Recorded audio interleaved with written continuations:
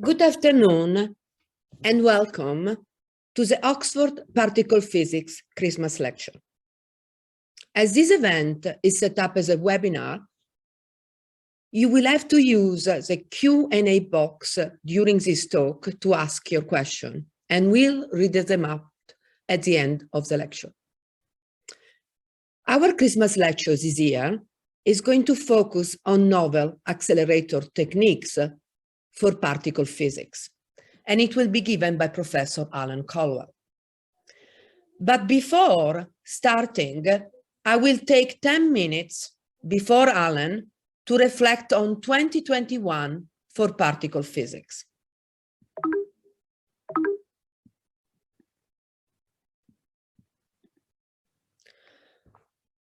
In 2021, the LHC still remains in shutdown for an upgrade of the machine and the detector.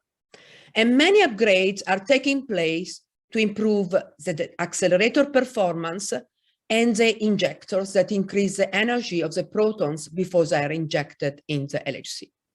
A lot of work is also occurring in the experiments like LHCb and Atlas. In other workshop, we have completed the upgrade of the ring imaging Cherenkov for the LHCb.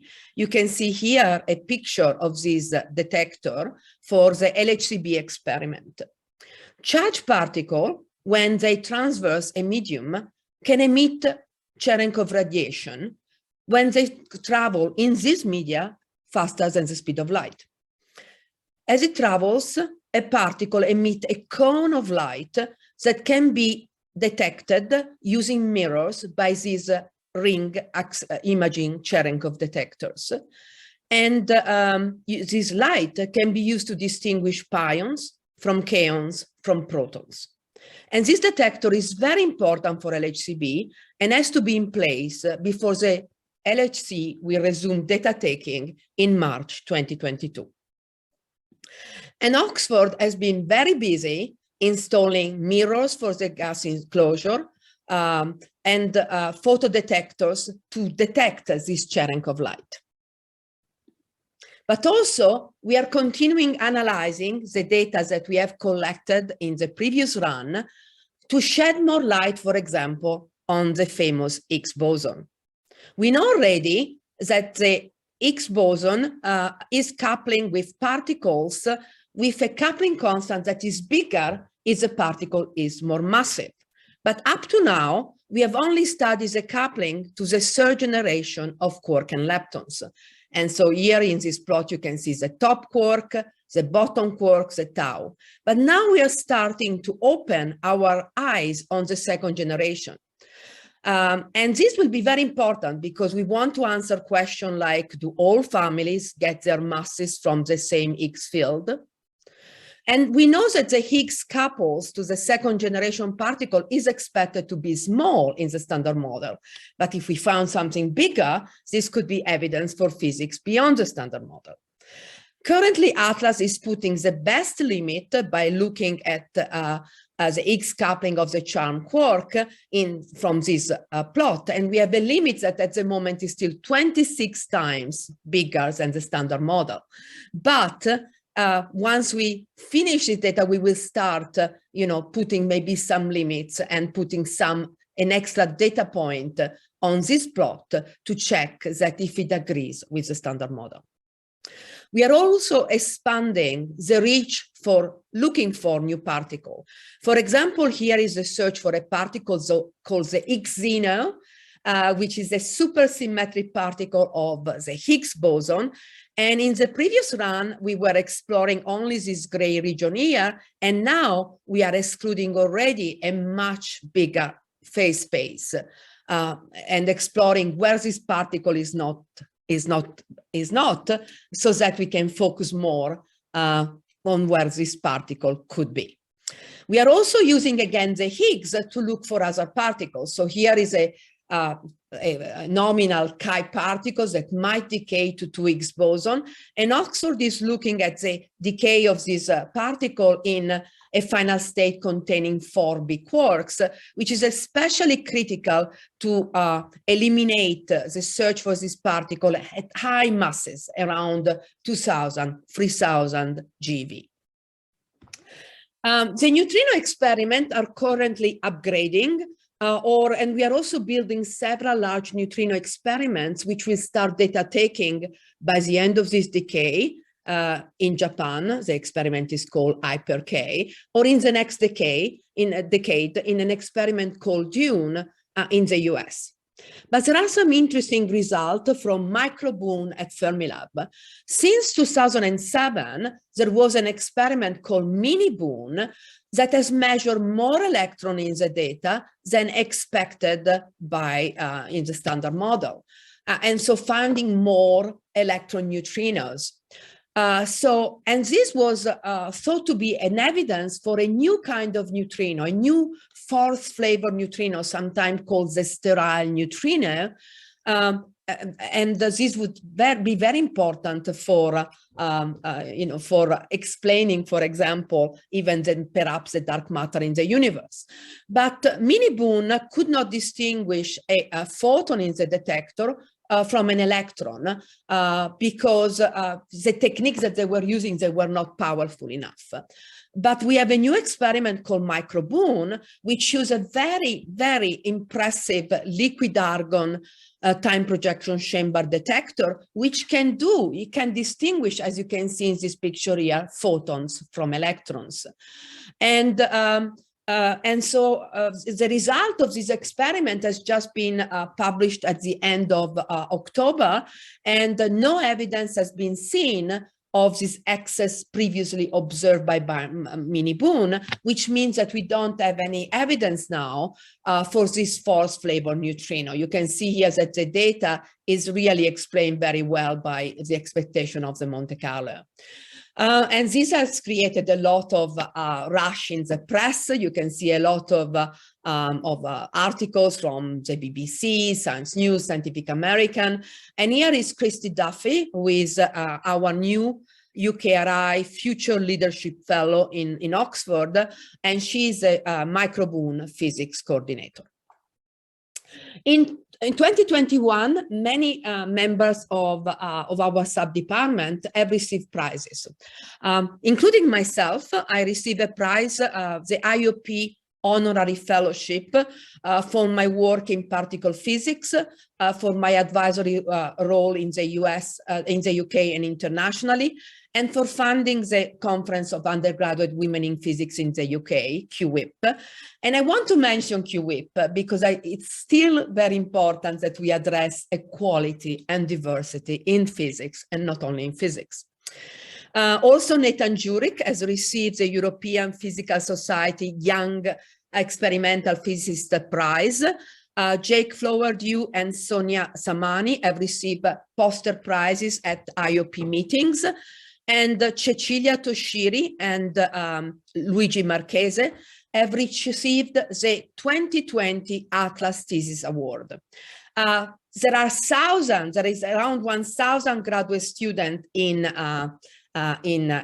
Atlas, and 2 Oxford students received this award the same year. This is really unheard of. You can see here that the prize goes to about 7 students. Okay, so very few are recognized in such a way. And also now I would like to welcome new physics in PP. Pier Corisco and Vittorio Bencini has joined us as postdoctoral research assistant at the John Adams Institute of Accelerator Physics. Chris Pollard is a new postdoc in Atlas. Kirsty Duffy, who I already mentioned, is our future leader fellow in Neutrino. Christoph Pallerikaris is a new postdoc in a program looking at the instrumentation for particle physics called AIDA Innova. And Alexander Knight is a technician working on silicon detector instrumentation. And Manjit Dosanjit is really collaborating even stronger with us in medical accelerator for medical physics at the JI. I also would like to welcome the the new DPhil class of 2021. We have an astonishing, promising 11 young scientists who will join us and will get our DPhil in our sub-department. And we also want to celebrate 13 DPhil students who graduated by October 2021. I would like to point out that 80% of the DPhil graduate students in particle physics have graduated on time, despite having to complete their thesis in the, within a pandemic, as you all know. I mean, I'm really proud of these young people and what they've accomplished here. I also would like to thank the donors who are supporting our students. Unfortunately, despite our research being so outstanding, less than half of our students are supported directly by UKRI and by the STFC. We are very fortunate to have the CSW scholarship, which currently is supporting 3 students, Tim Bruckler, Maxence Darguet, and Gregor Eberwein, and Oxford Oxpeg, which is supporting currently Daniel Cookman and Theophane Stanislaw.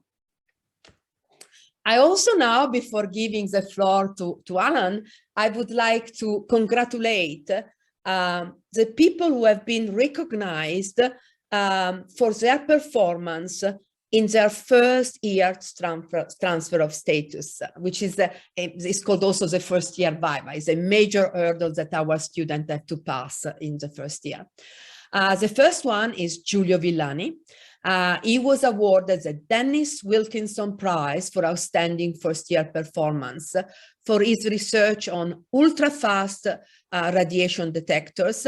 And as you can see, Giulio is also plays also guitar, bass guitar in a local band, and it's pretty good actually.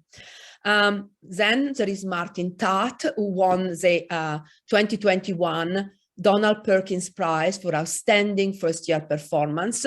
He is trying to shed light on the matter-antimatter asymmetry in the universe using data collected at the LHCb experiment at CERN and the BESS-free experiment in Beijing, China.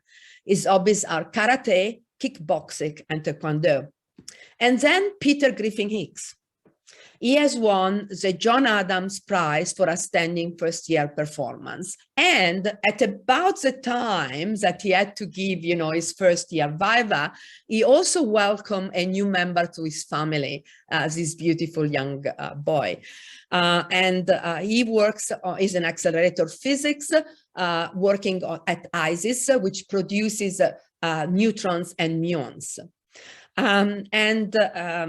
His hobbies are photography. You can see a beautiful photograph that he has taken, and long distance running. So now I would like to wish you Merry Christmas from everybody in particle physics, and also now introduce today's speaker, Alan Caldwell. Alan, as you can imagine, particle physics experiment cannot happen without the availability of high energy beams of particles that we can collide with each other. So Alan, Professor Caldwell, has played a major role in developing of novel, I would say revolutionary techniques to achieve the acceleration of particles. He was born in Verdun, France. He studied physics at Rice University in Texas and moved to the University of Wisconsin, where he earned his doctorate. He then spent 15 years at Columbia University, where he became a professor.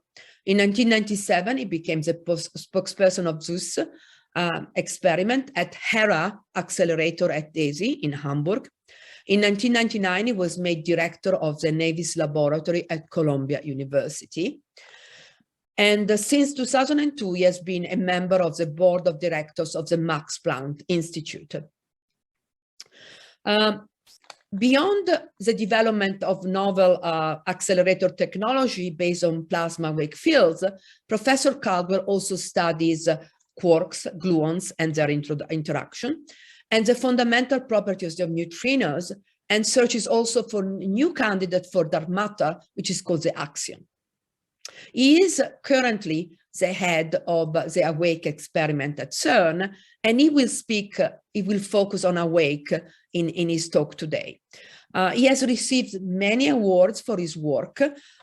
He is a distinguished alumnus of the University of Wisconsin, an honorary professor at Technical University Munich, is a fellow of the American Physical Society, and he is a recipient of the Alexander von Humboldt Fellowship.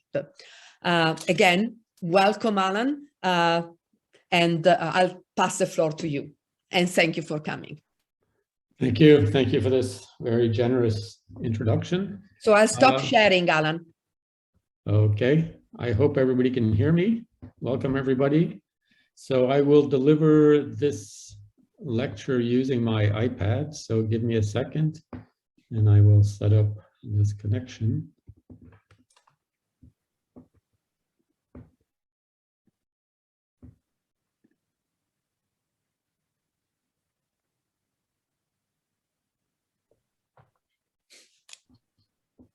So I trust you can see my screen.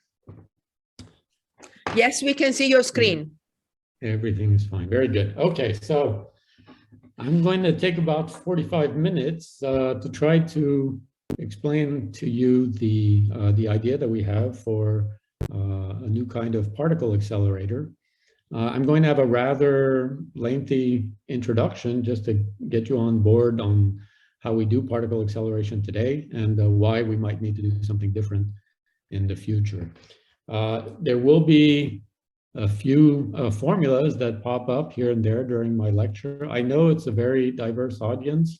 I hope I have a little bit for everybody so that everybody can follow along. Of course, the danger is that I bore everybody because of the different parts, but I hope that will not be the case here. So let's give this a try. So I'm going to tell you about our particle acceleration scheme. We have the name AWAKE. It stands for Advanced Wakefield Experiment. And as you'll see, it's based on using plasmas for transferring energy. So if we start with just a big picture, as we can see, we have very many different scales that we're probing in nature. So if we look at the distance scale, the size of the universe, 10 to the power 26 meters. We go all the way down via humans, which are here roughly 1 meter. And then if we go down and down to smaller and smaller distance scales, then we get down to what we can probe today, which are distances of 10 to the power minus 18 meters. So that would be 18 zeros. And then we can't measure beyond that. And this is one of the things that we tried to do, is try to see, can we push our probes to even further distances, trying to go to even smaller distance scales. So when we look at the largest scales, it's basically observational. So we take some kind of signal which is sent by this distance object, let's say here a galaxy, typically electromagnetic radiation, so radio waves, photons of different kinds, so optical photons, for example. But we also use today particles, neutrinos, high energy particles that are coming from these distance objects. And since a few years now, we're also using gravitational waves to probe the universe. So that's for the large scales. To probe the smallest structures, we have to go to very high energies. And this is the key and why we need accelerators. So we have this, this basic relation here.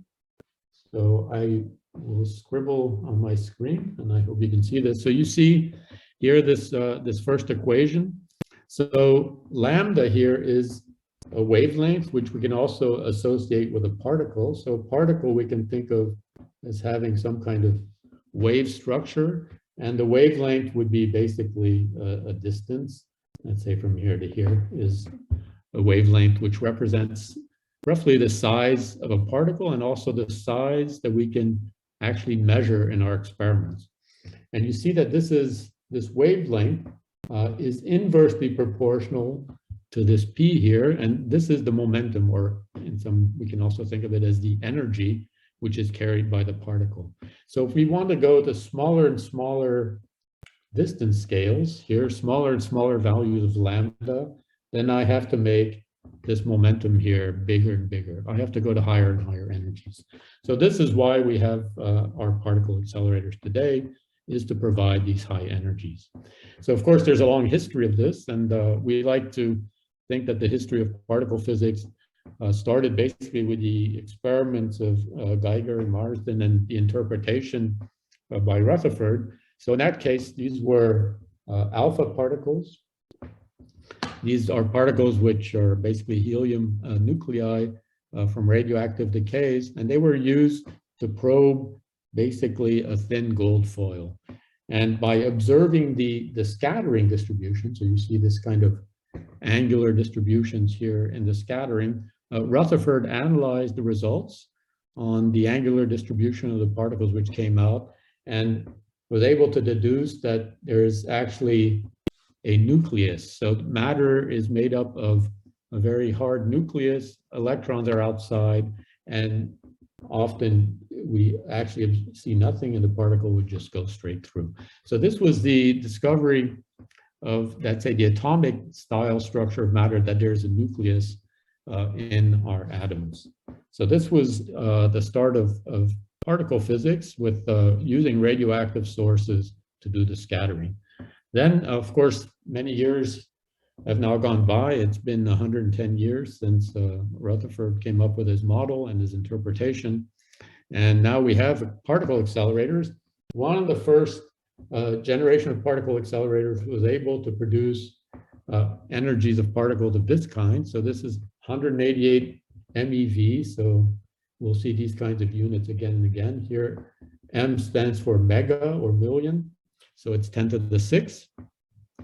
And so with this kind of energy of particle, we were able to see, or McAllister and Hofstetter were able to see, that also the particles that make up a nucleus are not point-like. They can be resolved and they have a size. And in fact, they were able to see that the proton has a size on the level of 1 Fermi. So here a Fermi is 10 to the minus 15 meters. So this was the distance scale that could be probed using these kinds of energies. Since then, we've built many different kinds of accelerators. And so in the introduction from Daniela, you heard that I worked on this Hera accelerator. This is an accelerator complex at the DAISY laboratory in Hamburg in Germany. And there, much higher energies were reached. So if we look a little bit at the history, I just mentioned this experiment by McAllister and Hofstetter. And with the energies that they had available, they could measure sizes of 0.4 meters. So 0.4 times 10 to the power minus 15 meters. Then a series of experiments. Here is a very famous experiment, resulting also in Nobel Prize. The discovery that the proton has in it these quarks. So this had a beam energy of 10 GeV. Here the G is giga, so 10 to the 9 electron volts. And they were able to see the distances of 0.05 Fermis. Then in a series of further experiments in the 70s and 80s, the energy reached 500 GeV. And at Hera, I put here a number of 50 TeV. The T stands for tera, so 10 to the 12. And now we're at the distance scales that I mentioned at the beginning, basically 10 to the minus 3 Fermis, or 10 to the minus 18 meters. Now this, the beams did not have this energy, 50 TeV. This number is achieved by thinking what happens if I translate. So in Hera, we had electrons colliding with protons. And both the electrons and protons were accelerated. The protons were accelerated to an energy of 920 GeV, and the electrons were accelerated to approximately 30 GeV. Now, if I think of this as an experiment in a different reference frame where the proton is at rest, then this corresponds to this energy for the electron. And this is why I put this number here. All these previous experiments which I mentioned, the protons and the targets were at rest. And so to transform our numbers to a reference frame which is comparable, this would mean 50 TeV electron energy. Yes. So you see the distance scale. So this has been the progress, and now our picture, and this is of course a cartoon. We don't have pictures of the inside of the proton, but this is kind of an artistic drawing of what a proton actually looks like according to our understanding today when viewed at high energies. So the proton is a very complicated object full of these little spirally things or gluons. The particles of the strong force that hold the proton together. And then these little ball-like objects here are meant to represent quarks and antiquarks. So we have a very complicated picture of the proton, which has resulted from our studies with the accelerator. So as a summary on the scales and wavelengths and the need for energy, I can show this picture. So if we're at lower energies, and don't worry too much about what this Q squared is, but let's say lower energies means large wavelengths long, so we can only probe rather large objects, so we cannot see the details of the proton structure. As we increase the energy, we can probe smaller and smaller distances, and in fact, this is what allowed the discovery of the quarks inside the proton. Going to high enough energy gave us the ability to resolve this structure. And today, with the energies that we have, we actually see that these quarks are themselves somehow made up of collections of more quarks, antiquarks, gluons. And so we want to continue our understanding, developing the understanding of matter. And so we want to go to higher and higher energies. So the highest energy collider today, I think probably all of you know, is the Large Hadron Collider. And this is at CERN.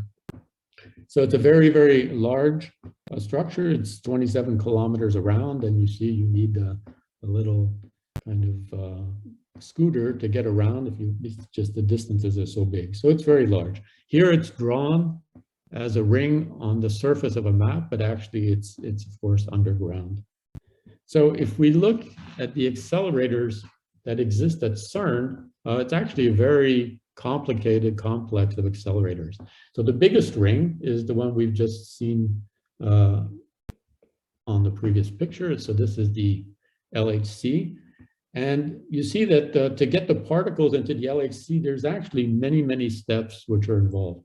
So in fact, the protons that end up in the LHC started here in this so-called LINAC 2. So they start as just hydrogen. It's a hydrogen gas. Hydrogen is a proton and electron. So first the electrons are kicked off or stripped from the protons. And then there's a first acceleration in this linear accelerator. So this is along here. Then the energy is boosted of the protons. They're sent into a next ring, boosted again, sent into the next ring, boosted some more, and then finally go into the LHC. So this is a complicated process. Every accelerator here is doing its part in bringing the energy up by a factor so that we can get finally to the LHC where the protons have energies which will reach 7 TeV. That's for the individual protons. Now, one of the things I want to point to here in this picture is you see that these accelerators are basically for all the high energy stages are in circles. They're circular accelerators. So you might wonder why circles? Well, a circular accelerator has a big advantage in that you can give every time around. Let's suppose we have here some place where we can apply some electric field. Then every time the particles come around, we can give them a boost. So we give them a little push every time they go around, and we can go to higher and higher energies. So you might wonder then, what limits the energy that I can reach with my accelerator? Why don't I just keep pushing and go to higher and higher energies? There are a couple of limiting factors. So for light particles, a problem is that if you try to make your particles go around in circles, they will actually lose energy through radiation. So if I had, maybe I use a different color for some electrons. So suppose I had And this ring, in fact, was used for electrons previously. Electrons going around, I tried to make them go in a circle, then they will radiate away energy. So this is a problem for light particles, that you actually lose as much energy as you put in every turn, and you reach a kind of a saturation on the kind of the maximum energy that you can reach. However, for the protons are quite massive. So a proton weighs about 2,000 times what an electron weighs. So the mass of the proton is 2,000 times the electron mass. And this radiation then is not an issue, because it decreases rapidly with the mass of the particle. So what is the problem with the protons? Well, to make particles go in circles, we need to apply a magnetic field. These are all charged particles. So we have a magnet. We put here magnetic fields. And these magnets are bending the trajectory then of the particles, and that's what makes them go in circles. And now the limitation that we have for protons is that there's a maximum strength that we can reach with our magnets. And this maximum strength of the magnet then limits the maximum energy that we can give to the protons. And therefore, our accelerator has an upper limit on its energy, in this case, 7 TeV for the LHC. So there are then, of course, ideas out there how to go beyond this. So particle physicists are thinking, oh, we want to go to higher and higher energies. We want to continue our story of probing really the structure of matter and getting to the fundamental particles and the fundamental forces. And so we go to higher energies in today's technology. We have to go to larger and larger sizes. So here in this picture, the LHC is the smallest ring. So this is the LHC. The largest accelerator that we have today is here denoted with this little ring. And you see ideas which are discussed in the particle physics community for what could come next. So there are discussions on future accelerators based in China. There's the so-called future circular collider being discussed at CERN, 100 kilometers in circumference. And again, for these circular accelerators, the limiting aspect is the fact that this magnetic field that we can apply has an upper limit. So maybe 10-ish Tesla, for those who know the unit, is the maximum that we can reach with a magnetic field. So if we want to go to higher energies, so you want to make the momentum larger and larger, then you have to make also the radius larger and larger, and that's why we have these bigger and bigger accelerators. So this has been the trend, and this is something that we want to see if we could change. So you might ask, well, okay, yes, I need very strong magnets. I have a limit on my magnet strength, so that limits my energy gain. So why don't I go back and think about building a linear accelerator? So I'm just going to accelerate particles in a straight line, and then I don't have to worry about the magnet limiting the energy that I can give a particle. Well, here we face a different problem, and it has to do with how we accelerate particles. So the way we accelerate particles is using electromagnetic force. And so we set up these so-called RF radio frequency cavities. So here's a picture that you see down here.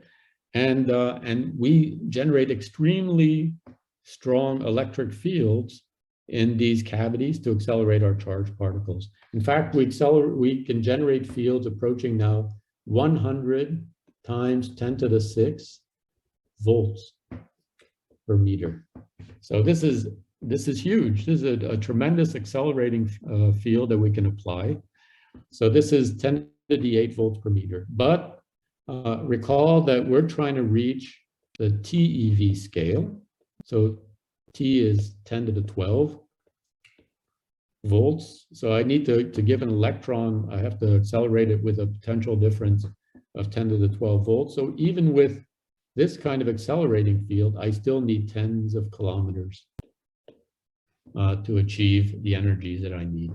So these are the practical limitations that we face today in our attempt to go to higher and higher energies. Okay, so what are we going to do to try to get around that?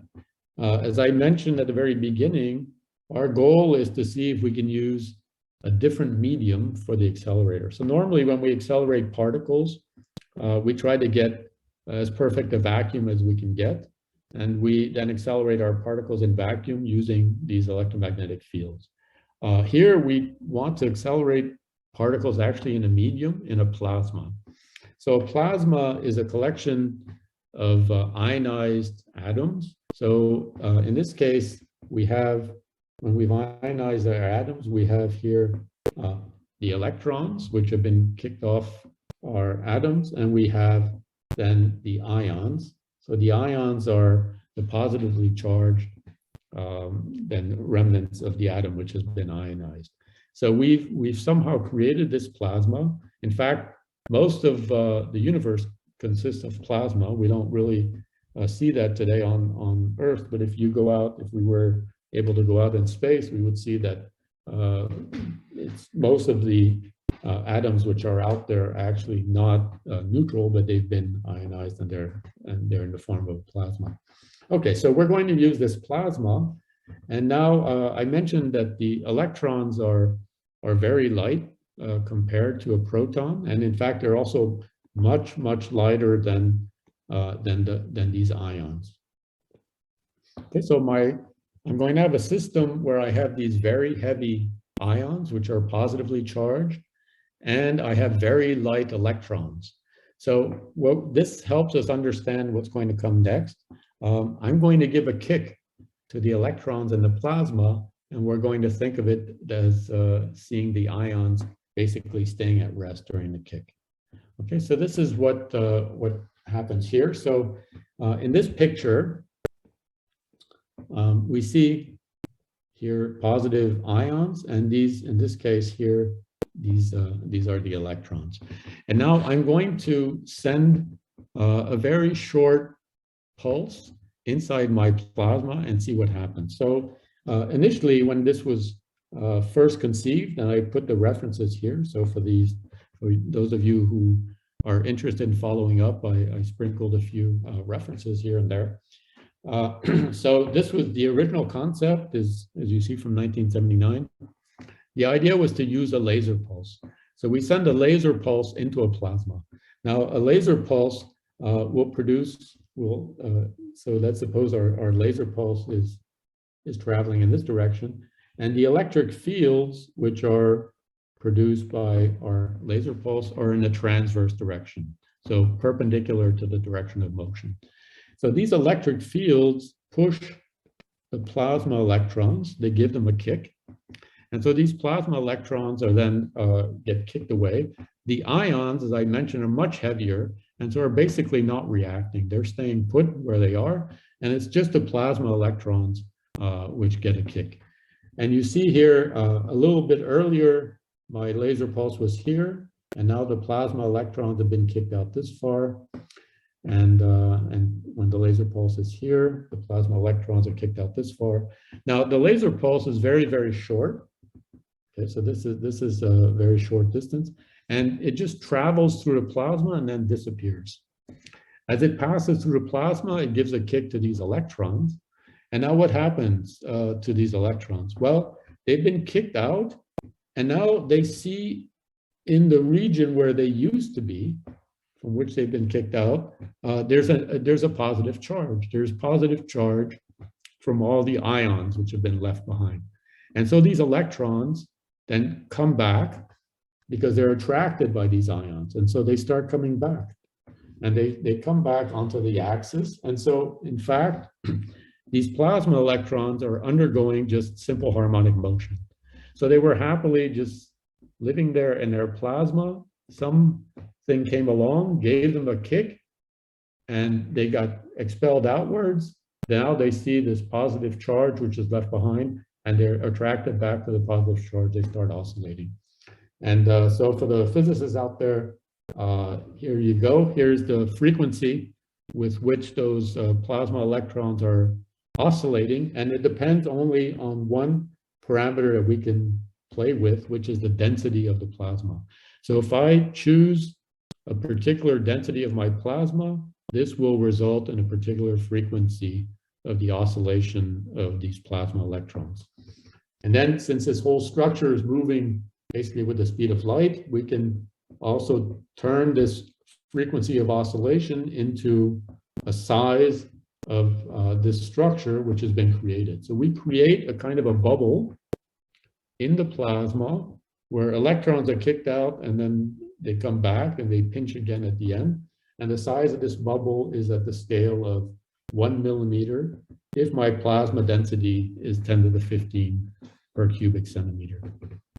Okay, so we create this nice little bubble in the plasma, and how can we use it? Well, we can use it because in this region, and let me pick a different color. So in this region, you see now I have an overdensity of plasma electrons. So I have a lot of plasma electrons that have now come back and collapsed near the axis of propagation of my laser. And so in this region, I have, because of this overdensity of plasma electrons, actually very strong electric fields, which the idea is we want to try to exploit to accelerate particles. So the idea is to put a so-called witness. So these put some particles here. These are supposed to witness then this very strong electric field which has been created in the plasma and then get accelerated. So that's the scheme. I described it using a laser, but of course we can also create this kind of kick for the plasma electrons using particles, and this is in fact what we're doing. So let's look at some numbers.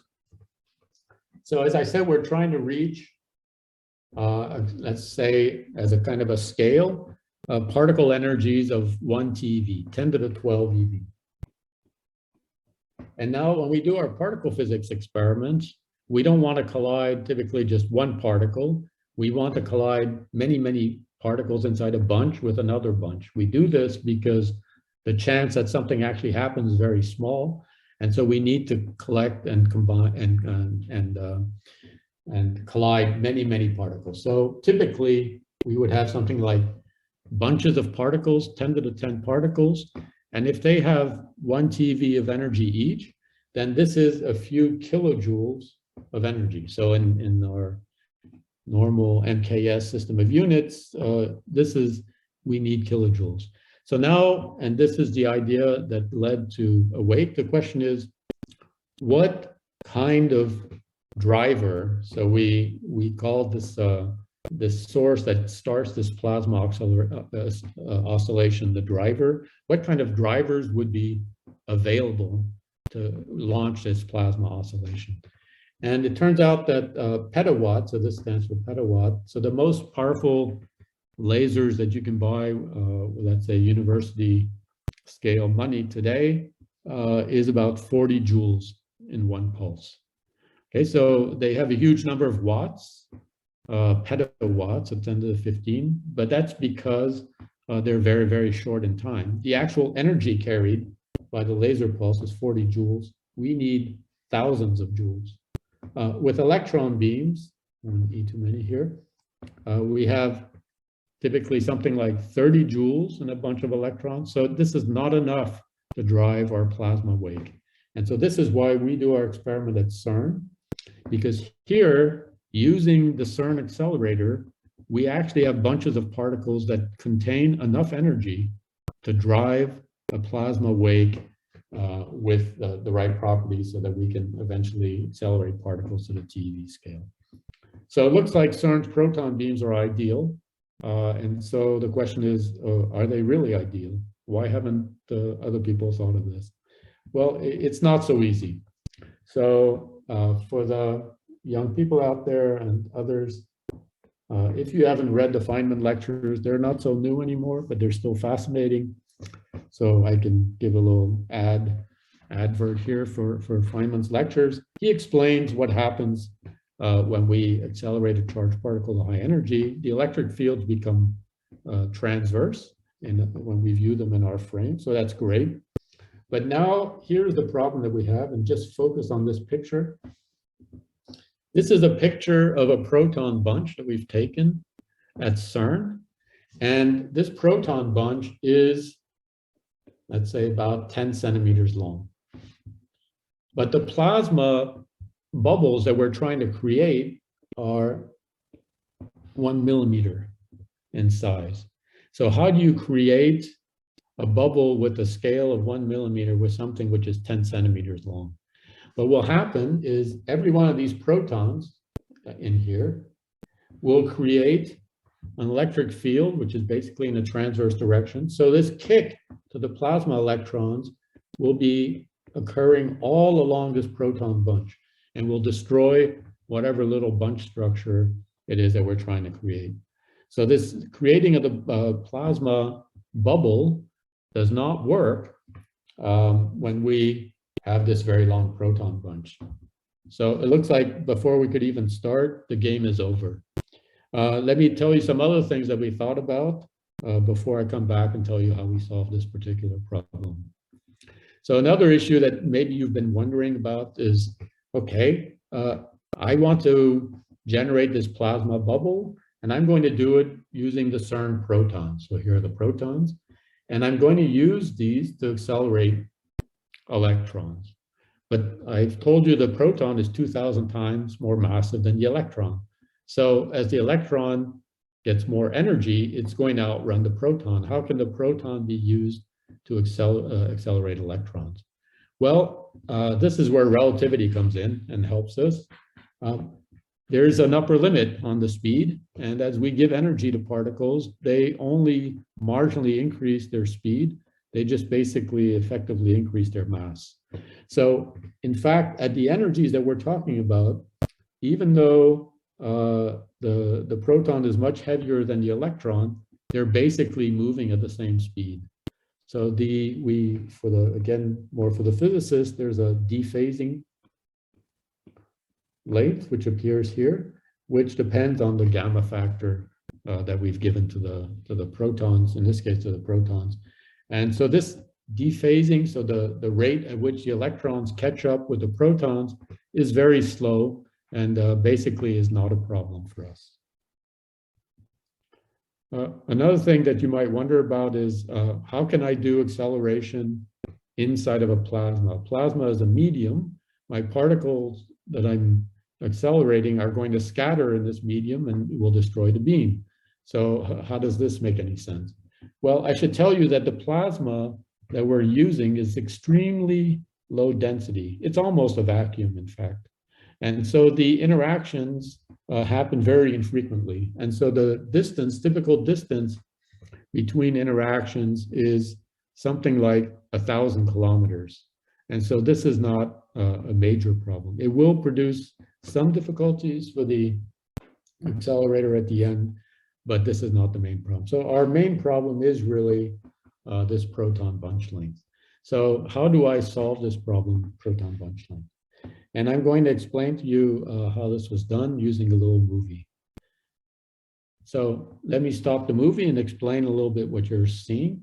So what is pictured here is actually a computer simulation.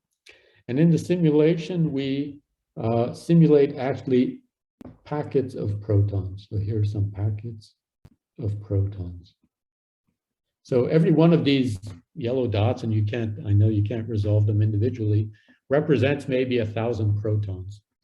And in the end, all of these together should represent one SPS, so this is from the CERN accelerator, proton bunch. So putting all these protons together, that's one proton bunch, and this contains something like 10 to the power 11 protons. So what happens is that as I send my bunch of protons that I'm going to use to drive my plasma bubbles into the plasma actually does the job for us to transform this very long proton bunch into a series of little bunches.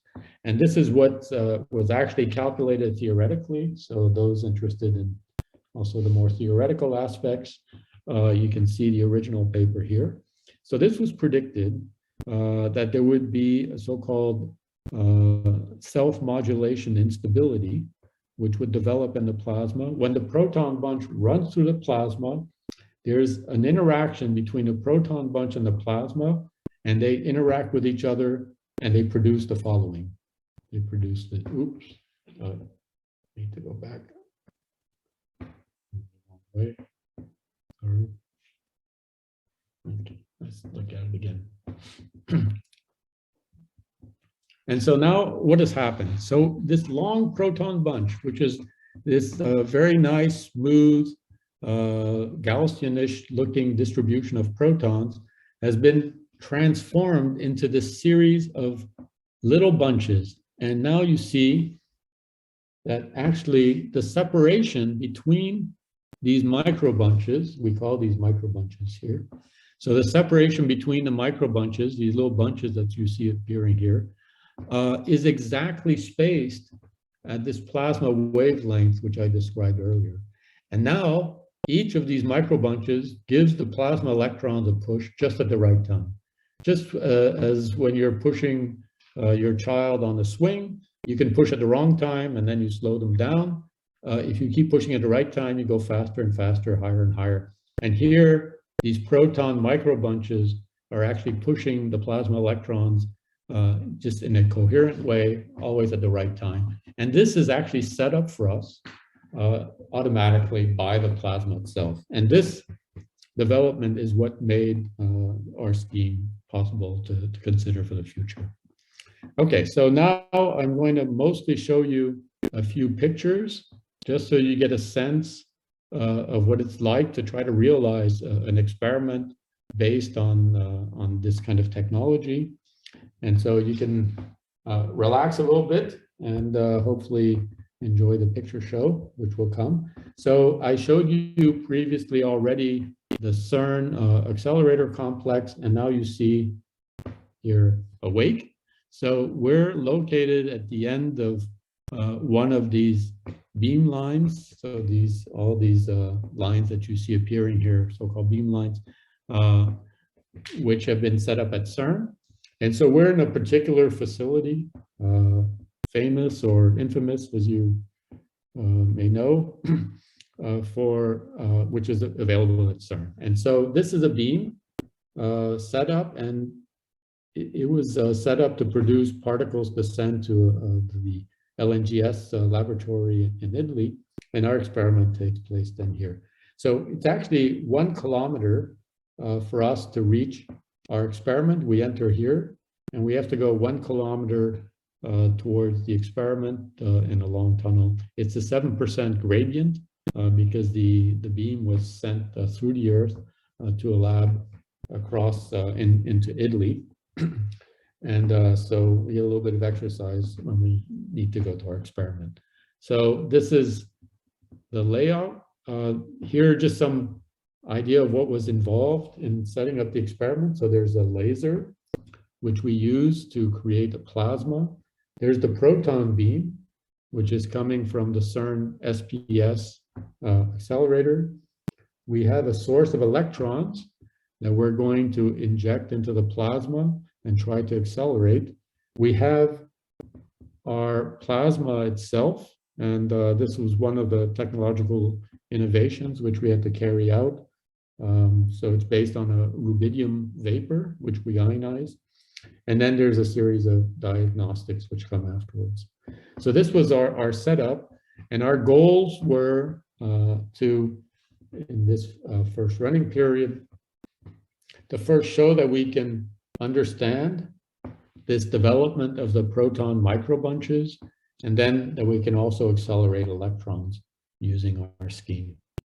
So that was the setup. Just here more, so you get a kind of a conceptual overview of what's involved. So the proton beam coming this way, here's the plasma cell, is located here. This is the electron device.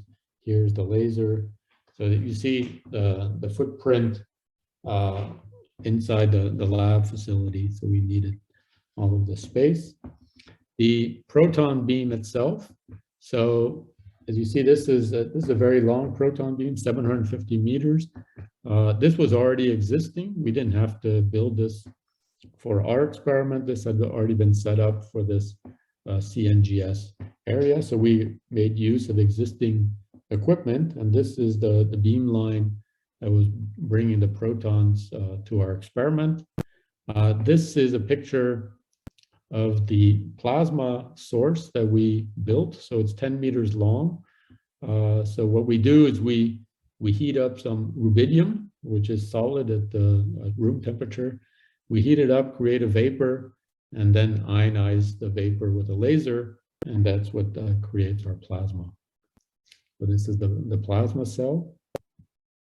Here are just a few pictures of what all the equipment looks like. So you see it's a fairly complicated setup. This it looks like some of the text got messed up, but just to give you an indication of the complexity, the plasma cell has 80 different temperature sensors, which are used to really control the operation of the plasma cell. So there's a lot of engineering that has to be done very precisely, of course, here also to make this experiment work. Then we had our first run at the end of 2016. So these were this was in this first run. These were the last days of running before the CERN accelerators shut down. So nobody was expecting very much, and they told us, okay, you get the last 3 days. In fact, on December 12th, the beam was shut off at I think 7 in the morning. So we didn't have a heck of a lot of time.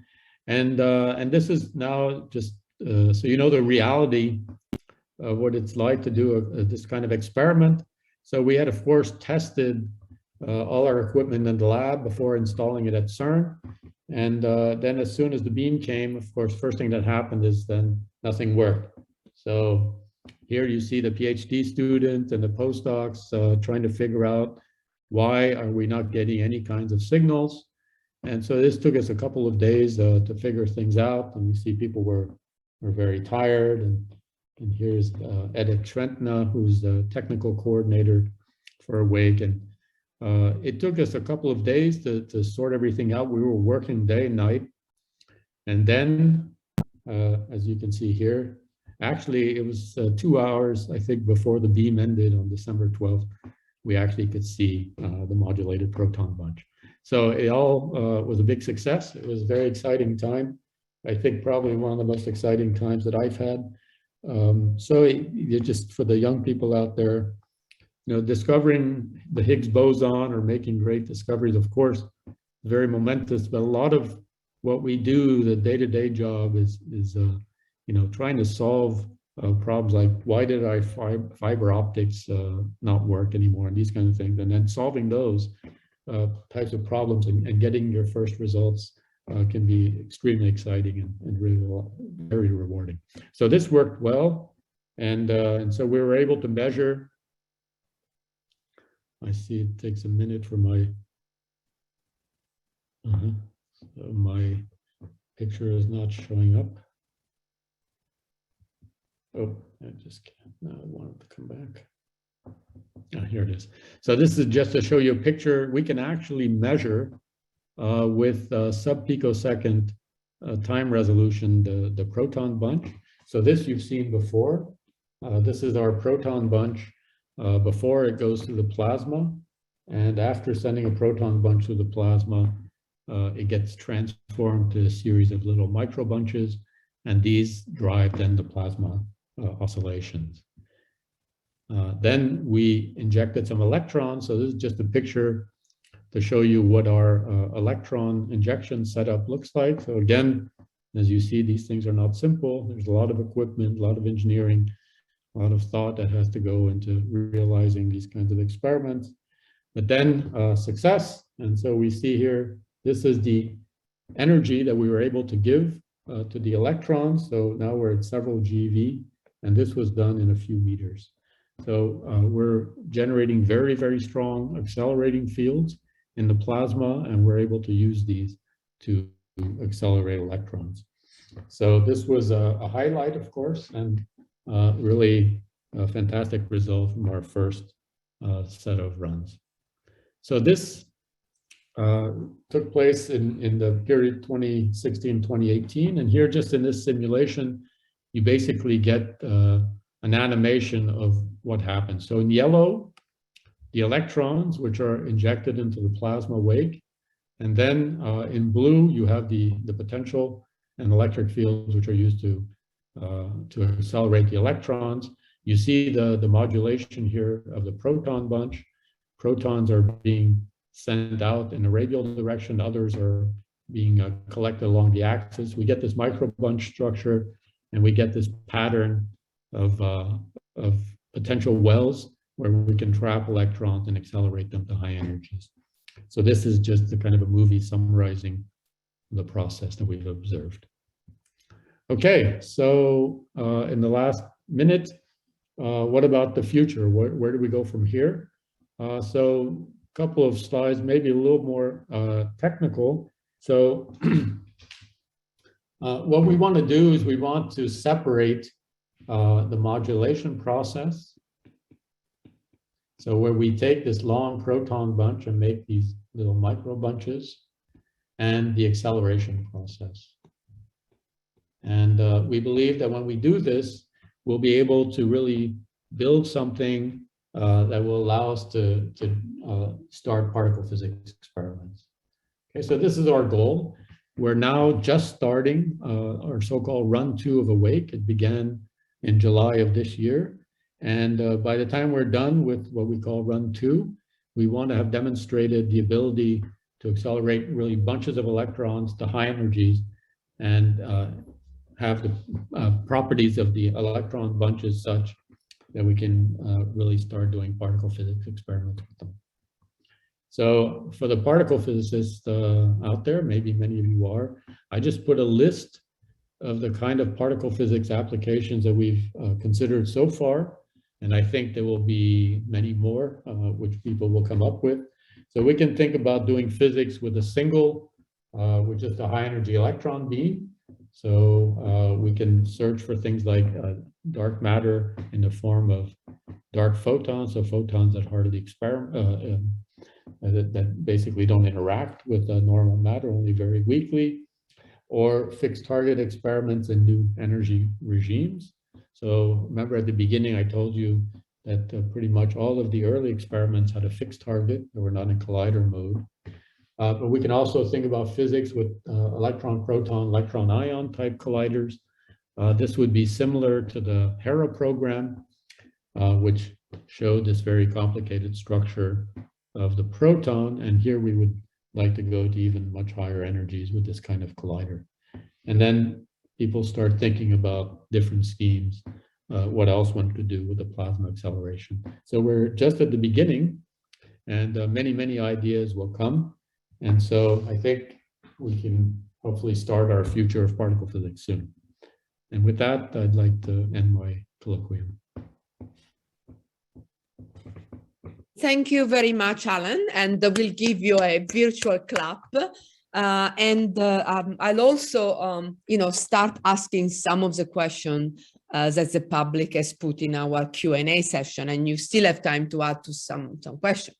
So I'll sort of go in order, because I think that actually some of the questions, some of the public needs a little bit to understand some of the concepts that were explained. For example, why does a circular path trigger particles to emit energy? You spoke about synchrotron radiation, why is that? Yes, because any kind of acceleration will generate then this radiation process. So motion in a circle requires a force that is pulling the particle towards the center, and this force causes acceleration. And when you apply a force to a particle, a charged particle, then it will tend to shake off its cloud of photons that it has around it, and will then radiate away energy. So this circular motion is an acceleration, and acceleration causes radiation of energy. Yeah, and I just would add that this radiation is more of a problem for electrons because it goes like one of the mass of the particle to the fourth power. Yeah. Exactly. So, yeah. Okay, so since particle in accelerator go so fast, do relativistic behavior have to be accounted for? We use the relativistic behavior to our advantage, in fact.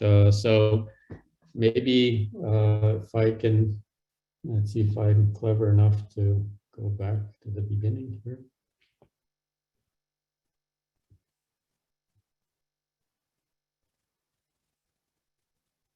Let's see, no, a little bit forward. Yeah, so I showed this picture, and in fact, at the very beginning, there's a linear accelerator. This is necessary because there the particles, in fact, are not relativistic. So as they're being accelerated, as they're getting energy, they're changing their speed, and we have to account for this in a very complicated structure where the sizes of these accelerating elements keeps changing with the speed. But once the particles become fast enough that so tiny fraction away from the speed of light, then basically it's much easier to time them as they go around, because basically things are moving more or less at the same speed all the time. So relativity is extremely important for us, and we use it, in fact, to our advantage here. So as I mentioned, in the end, we think of what happens when we add energy to the particles. They're not so much changing their speed, they're changing their mass, is the way we like to think of it, using Einstein's E's MC squared relation. Okay, very nice. And there is a question about, you know, in one of your slide, you had the structure of the proton. And so somebody asked is that it was very fascinating on how complicated the proton is, full of quarks, antiquarks, and gluons. Do all protons have the same structure, or do they differ? Is there a significance in the structure? So we think all protons are the same, but we of course also have to account for quantum mechanics, meaning that if we look at any proton at any given time, it could look a little bit different than at a previous time. So we think of the proton as, if I look at it from the outside, I would say all protons look the same. If I look deep into a proton, I see maybe quarks, anti-quarks popping into existence, annihilating, turning back into gluons. So it's a very dynamic system. So on average, they all look the same, and they're all the same. But at any individual time, one proton may look a little bit different than a different proton. And in fact, this is one of the things that makes the understanding of the LHC physics a little bit more difficult, because at the LHC, we collide protons with protons. So imagine colliding two of these objects against each other. Then you don't really know with every collision which particles inside of proton A collided with which particle inside of proton B. And so this is something that you have to try to understand from your data. So it makes understanding the particle collisions more complicated. But on the other hand, there is the advantage of the protons. They're being so massive, we can bring them to high energy. So there's this trade-off. Yeah. Yeah. Somebody asked, has anybody managed to look inside the quark? So I would say yes. And in fact, so when we went to this kind of energy scale, so this was the so-called Bloom et al. Experiment here, then what was seen is that the proton has three quarks. And this is the way we understand in the textbooks. A proton is made up of three quarks, two up quarks and a down quark, here with a charge of 2/3, charge of 2/3, sorry, and here minus 1/3. So if we were to go back and look in the textbooks, then we would say, oh, okay, I understand a proton as two up quarks and one down quark. I get the charge right, everything looks fine. But no, if we now look with a much higher energy, then we see that these so-called valence quarks, which define the quantum numbers of the proton, in fact themselves are consisting of other quarks, anti-quarks and gluons. So now it becomes a kind of, maybe in some sense, even a philosophical question. What does it mean if I look inside a quark and I see another quark? So we don't, so at the very highest energies, we would still say to the way these basic quarks interact, they act like point-like particles in our theory, but they can also form complexes where then they look more like composite particles. So my answer to this question would be yes, we've seen quark substructure, and quark substructure actually is more quarks and anti-quarks. Okay. I'm keeping going with the question. What does a linear accelerator do about the curvature of the Earth when it starts to get pretty big? Yeah, so I don't think we've reached that level yet, but that's a good question. Very good. I'm going to give you an off-the-cuff answer because I haven't thought about it. So I'm thinking that the curvature is in fact so small that we probably don't generate too much radiation based on that curvature. But in the end, yes. In fact, Enrico Fermi said the ultimate particle accelerator would go once around the Earth, and that's what he was thinking about. So it would be a circular collider. They would be no longer, it would be linear and circular at the same time, because we're going once around the Earth, but it's more or less in a straight line always. So at some point, when the energies get high enough, then there would be radiation produced also from that curvature, and we would have to worry about it. But I think we haven't quite reached that level yet. So that's a very mild curvature. Okay. So you mentioned the future project, and one of the projects is the FCC, which will be like 100-kilometer accelerator, or the CEPC in China, which will also could be 80-kilometer, for example. So how much would they cost, and who would fund them? Who will give them money? Yes, so that's, of course, that's the big challenge. The big challenge.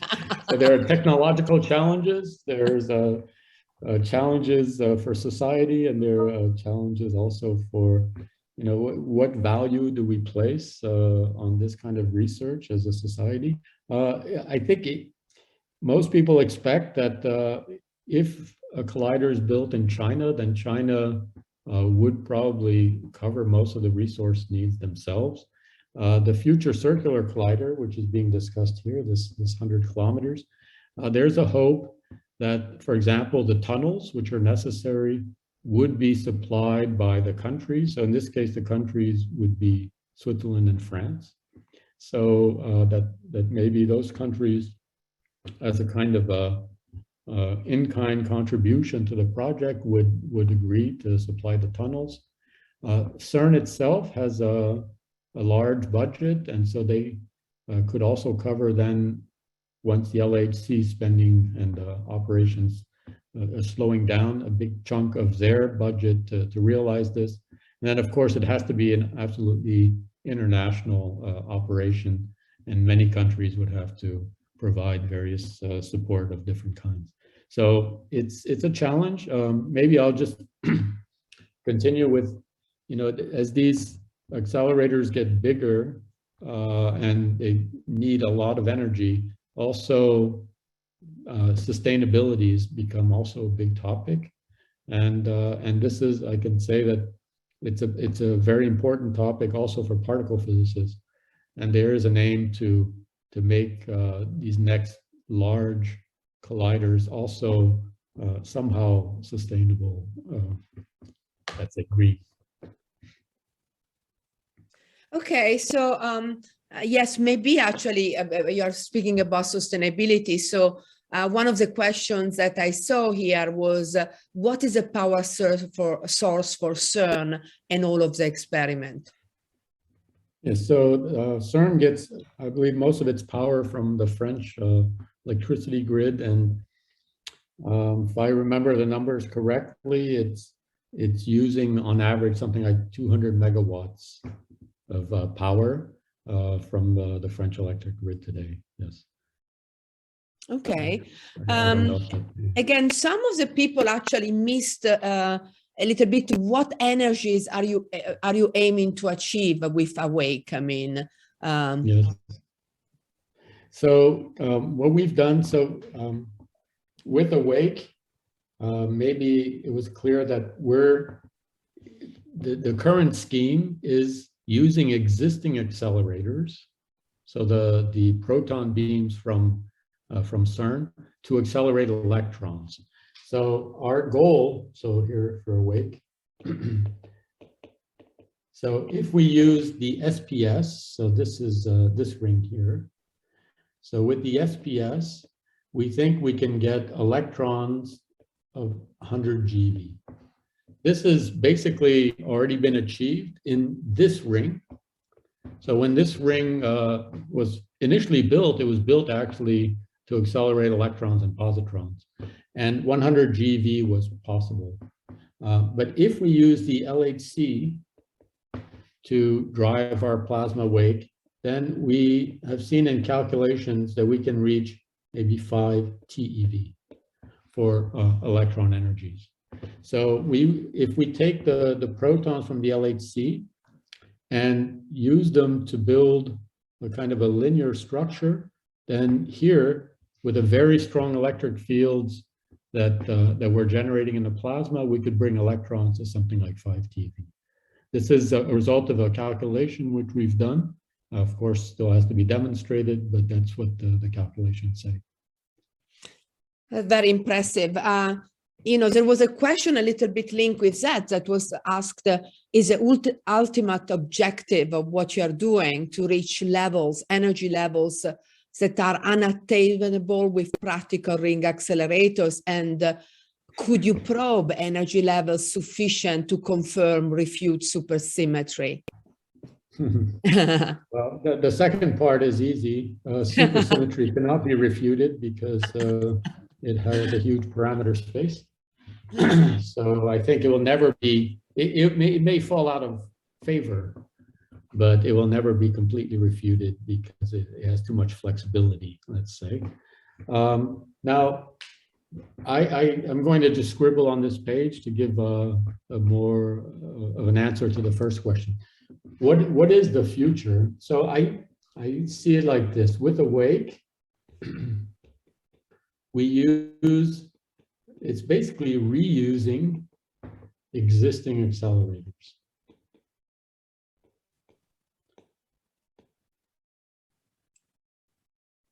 And to bring electrons energy. So we're not building a new proton accelerator or something like this. We're saying, let's use existing accelerators and see what we can do. Of course, if you give me all the money that I need and I can start from fresh, then the limit is again going to be different. And so I can tell you that there are different groups out there dreaming about very different things. So maybe I'll give an advertisement for this consortium. So IZEST, what is this? International,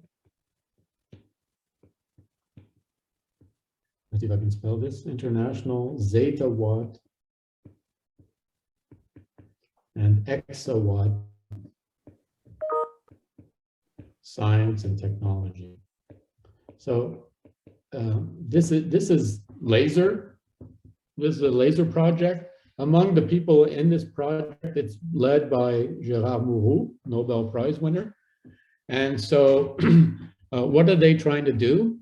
I mentioned in my, early on in my presentation that lasers don't have enough energy to really get us to the high energy frontier.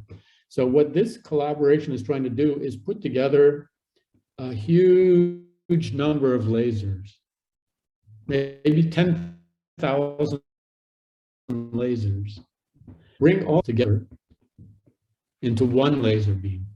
So now, instead of having the limitation of one laser, which only has maybe some number of joules of energy, if I have 10,000 of these lasers, then I have effectively a laser with 10,000 times more energy. And I can use this to drive my plasma wake. And here, these people talk about PeV. So they want, they're not, I have to mention, and I find this quite interesting, these people are laser scientists. They're not particle physicists, but they're dreaming bigger dreams than the particle physicists are at some level.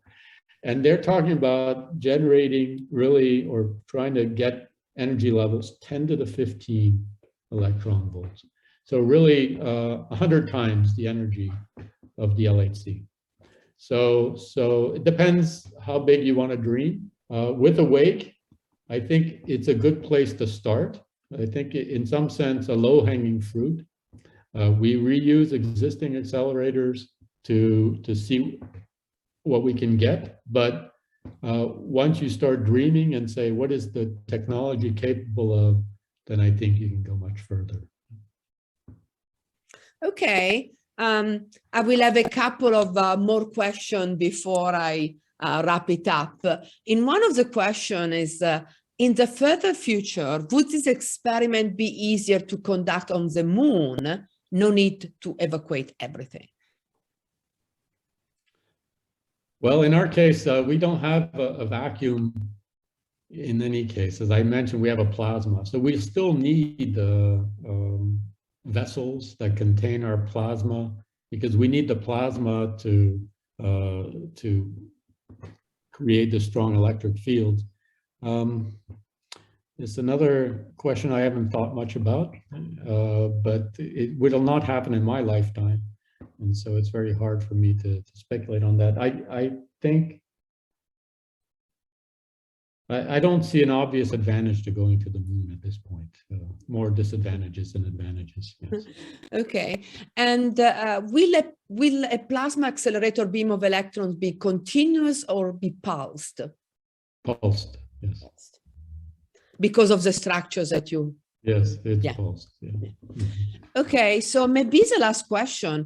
What do you think the future looks like at CERN?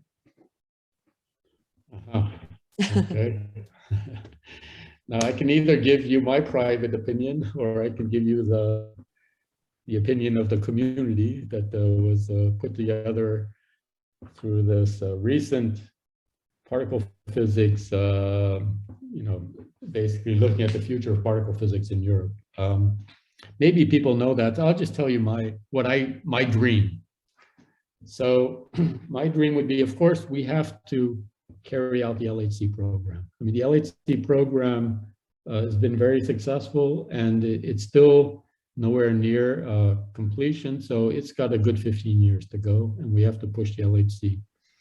But I would like to see that CERN puts more emphasis on really looking at new directions, because at some point we know we will have to make a transition from these kinds of let's say the technology that we control and understand today to a new technology. And we can make that future come earlier if we put enough resources today into it. And so that would be my wish. Maybe I can tell you a little story. This is actually from fusion research. So, fusion, the promise of fusion seems to always be 40, 50 years away, right? That's what we're always somehow, seems that it's such a promising and important goal, but it always seems a little bit further and out of reach. And there was an analysis that was done in the 1970s. What would it take to make fusion a reality?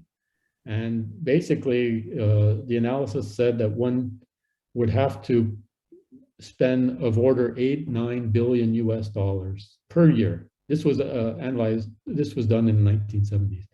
If you wanted to get fusion energy by, and I think at the time it was like 1990. The analysis also said you can keep fusion research alive forever and never get fusion energy if you spend $1 billion a year. And so I wonder if this is the kind of path that unfortunately gets followed far too often. I think we have to make hard decisions at some point and say, okay, now we're going to put really substantial resources and try to make something happen. And so my wish for CERN, that's my personal vision, it's not shared by everybody, but would be that we really make a substantial push in the direction of novel accelerators and try to bring this future a little bit sooner. That was a very nice question. I would like to stop here, but I want to ask you one more question that came really at the end, because I do think that is important for our audience. And this question says, your application is to reach very high energies, but would this approach be useful for ordinary industrial accelerator working at lower energies?